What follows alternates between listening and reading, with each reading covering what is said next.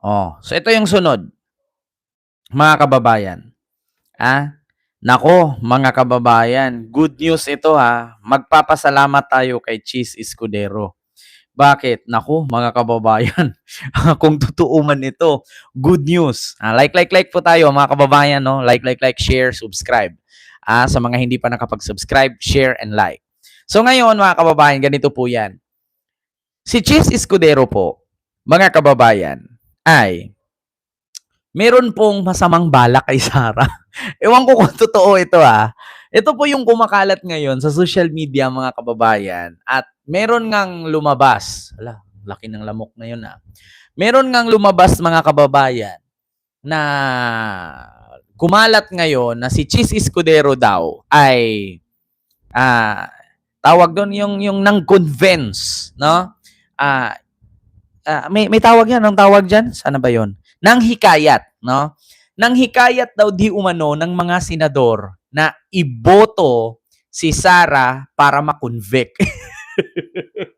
Patay tayo diyan mga kababayan. Ako, Ginoo ko. Naku, patay tayo diyan, mga kababayan. Magagalit talaga mga DDS kay Cheese Escudero, Kasi, mga kababayan, kumakalat po ngayon ang masamang balak ni Cheese Escudero. Nangati yung ulo ko, nakakita ko ng lamok. Ang sabi, mga kababayan, hinihikayat daw ni Cheese Escudero na ang mga senador na iboto si Sara para ma-convict. Eto, pakinggan natin, mga kababayan. Patay tayo dyan.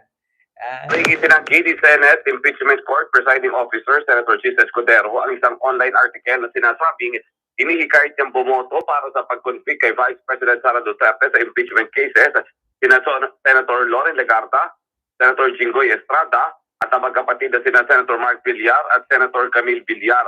Ang kay Atty. Reginald Tonggol, ang tagapagsalita ng Senate Impeachment Court, nang itanong niya kay Escudero ukol dito, natawa ito at sinabihan siya na bakit pa yung tinatanong samantalang alam naman na walang ganun at hindi ito totoo. Rinig nyo, mga kababayan, hinihikayat daw. Atay tayo dyan, mga kababayan. Ako, delikado ito, mga kababayan. Sabi ko sa inyo, mga DDS, ano to? Under attack na naman. Under attack na naman si Escudero pagkatapos kay UC Clear. Si Escudero na naman. Biruin nyo hinihikayat daw. Nako, kung sino man nagpakalat nito. Ulitin ko sino ba yon? Sino yung inaalok ni Cheese? Hinihikayat? Hinihikayat niyang bumoto para sa pag-convict kay Vice President Sara Duterte sa impeachment cases sina Senator Loren Legarda, Senator Jinggoy Estrada at ang magkapatid na sina Senator Mark Villar at Senator Camille Villar. Ang kay Atty. Reginald Tonggol, ang tagapagsalita ng Senate Impeachment Court, patay, mga kababayan. Ang ano pa naman, mga kababayan, ang inalok pa naman 2 Villar. Si Legarda at saka sino pa? Yun lang ba yun? Jinggoy Estrada. Sa totoo lang, mga kababayan, ito lang, gusto ko lang i-clarify.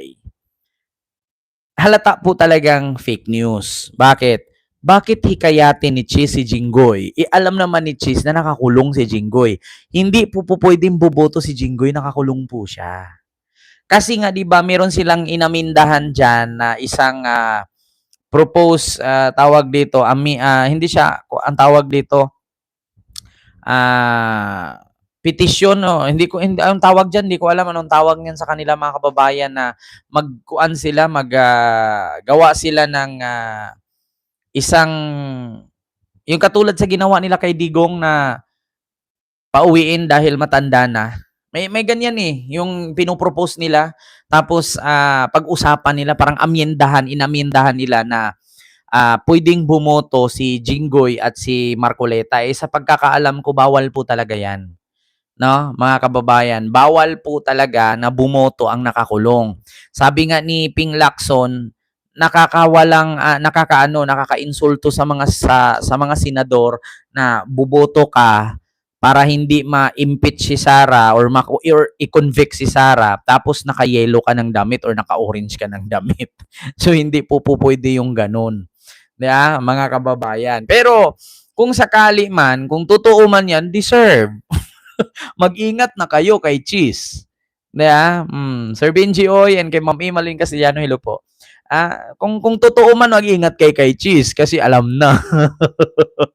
Di ba? O, gawa na naman yan ng mga DDS, sa totoo lang. Kasi una, mga kababayan, kung meron mang aalokin si Cheese dyan, walang iba si Robin, si Bongo. Si Robin, si Bongo, yan dapat ang alokin niya, si Aimee. Kasi yan ang mahirap. Diba? Pero yung sasabihin mo, inalok mo si Camille, si Mark, si Ligarda, tapos si Jinggoy, napaka-imposible na yun. Maniwala na sana ako kaso hinaluan na si Jinggoy. Bakit naman naalokin ni Chis si Jinggoy? Alam naman ni Chis ang batas na once na nakakulong, hindi ka pwede bumoto. Diba? Mamili de Los Santos, silo po kay Polongski Yutman, silo po. Ganun yun, mga kababayan. Pero kung sakali man natutuo yan, talagang mag-ingat na sila. Ma'am Rosemary Calipo, hello po. No? Kasi sa totoo lang, ito gusto ko lang reaksyonan. Kung sakali man na kinonvince or nanghikayat si Cheese para bumotong i-convict si Sara, isa lang ang aking masasabi. Congratulations, Cheese Escudero. You made it clear. Sasabihin ko talaga na talagang bumawi si Cheese sa fourth tweet niya. Talagang bumawi siya dun sa fourth tweet. 'Di ba? Ganun 'yun, mga kababayan. Ganun 'yun. Oo. Kung sakali man na ginawa ni Cheese 'yan, di wow, palakpakan parte-parte. Di ba? Kung ako ganon, ginawa ni Cheese yan, magpapasalamat talaga ako kay Cheese Escudero. Sabihin ko talaga sa kanya, wow, sana ituloy-tuloy mo na yan. Sana gawin mo na. Di ba? Ano pang tinagal-tagal mo? Dapat noon mo pa yung ginawa. Di ba? Kaya, mga DDS, sa totoo lang, wala na. Real talk lang mga kababayan, mahirap na kasi magtiwala talaga kay Sara. Kahit ako, kung ako vlogger ni Sara, ang hirap ipagtanggol ni Sara. Sa totoo lang. Kasi, kung si BBM at si Sara ang i-compare, paano mo ipagtanggol? Halimbawa, ito yung tanong. Paano mo ipagtanggol si Marcos sa flood control? Ang bilis Bakit? Dalawang word lang. 2016 ang mga diskaya. Yun lang. Ang bilis ipagtanggol ni BBM. 2016 ang mga diskaya. 2016 diskaya. So, pag sinabi mong 2016 diskaya, 2016 sila nag-umpisa.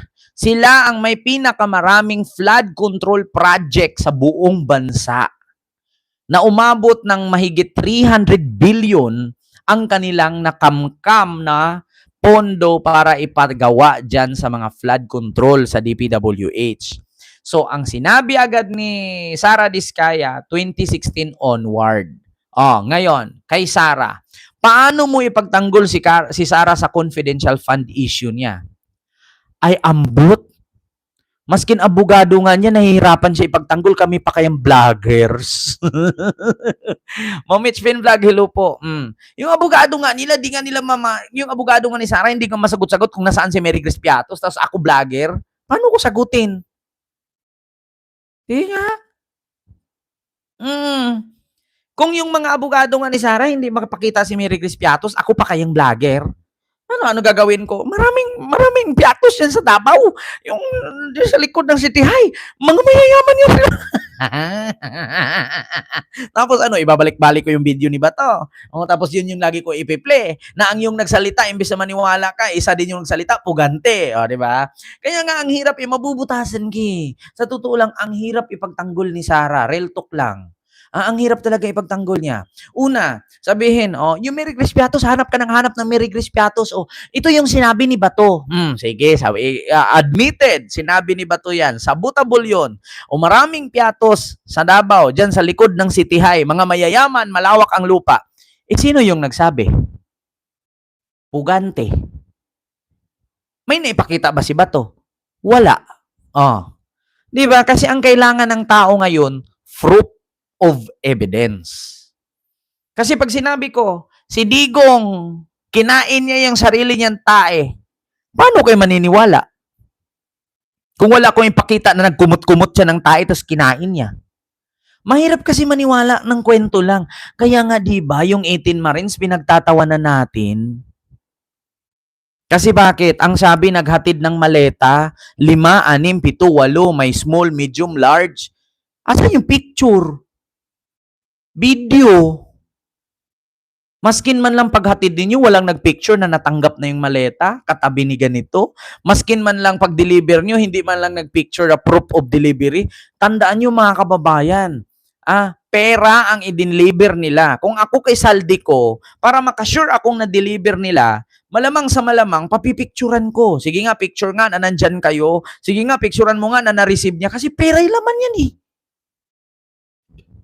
Diba? Ngayon, sasabihin nila na hindi nila alam na pera. Nakita nga nila na may nagbibilang eh. Diba may bilangan doon, pero nagulat ako may kaldero.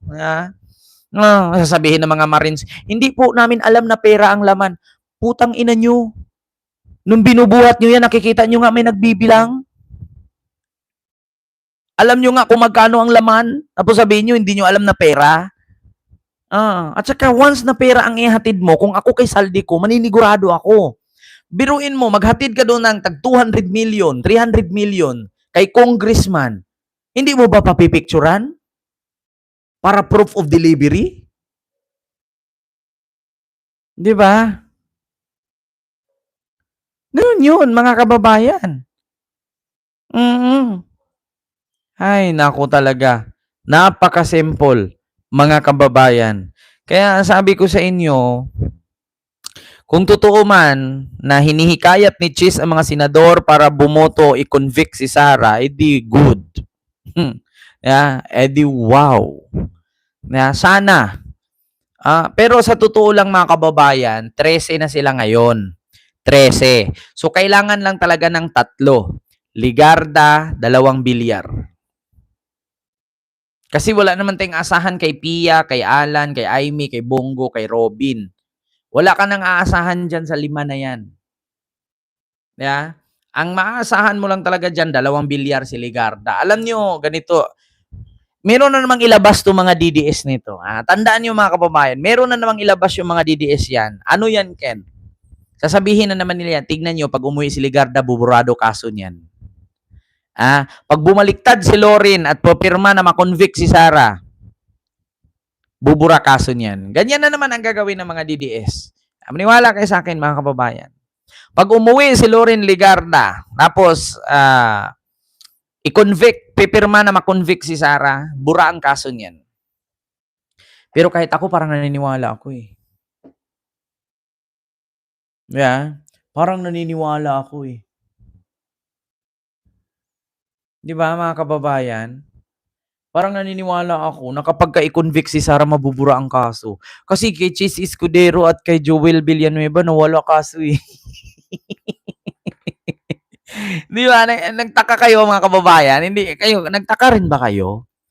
Bakit si Joel at si Chis hindi na nakakasuhan hanggang ngayon? Ano nangyari? 600 million kaya yung kay Joel. Si Chis Escudero, 30 million lang naman yun, hindi naman pasok sa plunder. Ayun, mas naintindihan pa natin. Kasi ang pasok kasi sa plunder ay 50 million pataas. 30 million lang naman tinanggap niya, so hindi yun pasok sa plunder, yung kanyang donation ni Lubiano. Kay Joel, kay 600 million yung multipurpose building. Dapat nga 1 billion yun, hindi kinaya, 600 lang. Di ba? Ay, nako, ambot na lang. Minsan nga natatawa ako eh. Bakit nga ba hindi kinasuhan si Joel? Bakit kaya si Chis wala? Ano kaya nangyari? Totoo ba yung sabi ni Trillanes na mayroong parking fee? 'Di ba? Ay, naku. Oh, so yun lang mga kababayan, maraming salamat.